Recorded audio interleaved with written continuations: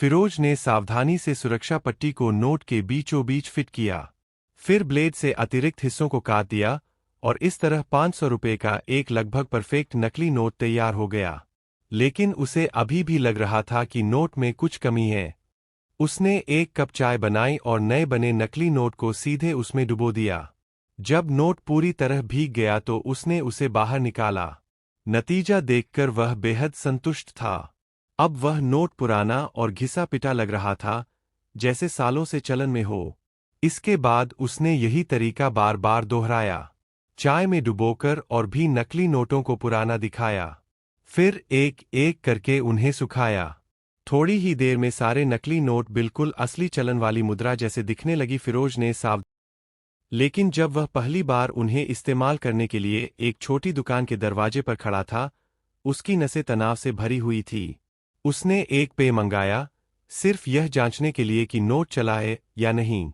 वह पल उसे मानो अंत समय जैसा लगा। पर अगले ही पल वह पेय लेकर दुकान से बाहर निकल आया। वह इतना घबराया हुआ था कि तुरंत समझ ही नहीं पाया कि क्या हुआ। जब वह अपने पुराने तिफिया पर बैठा, तभी उसे अचानक एहसास हुआ कि वे सचमुच सफल हो चुके थे। अगले दिन वे उस आदमी से मिले जिसने नकली नोट खरीदने की बात की थी। नोटों की असलियत साबित करने के लिए फिरोज ने एक पागलपन भरी शर्त भी रख दी। अगर वह आदमी नकली नोट पहचान ले तो वह अपना हाथ काट देगा। उसे आदमी ने नोटों को काफी देर तक ध्यान से देखा, लेकिन असली और नकली में फर्क नहीं कर पाया और उसने फिरोज से ही पूछ लिया कि नकली कौन सा है। पर हालत यह थी कि फिरोज खुद भी तुरंत पहचान नहीं पा रहा था। अब वह आदमी पूरी तरह संतुष्ट हो गया। उसने तुरंत 20 करोड़ रुपए के नकली नोटों का ऑर्डर दे दिया और कहा कि डिलीवरी 2 हफ्तों के भीतर चाहिए। कार्ल ने बिना सोचे समझे हामी भर दी, लेकिन उसके साथी इस फैसले से बेहद नाराज थे। उन्होंने याद दिलाया कि उनके छोटे से वर्कशॉप में सिर्फ 1 करोड़ बनाने में ही 1 महीने से ज्यादा लग गया था। 2 हफ्तों में 20 करोड़ बनाना तो लगभग नामुमकिन है। फिरोज को फिर भी चिंता नहीं थी।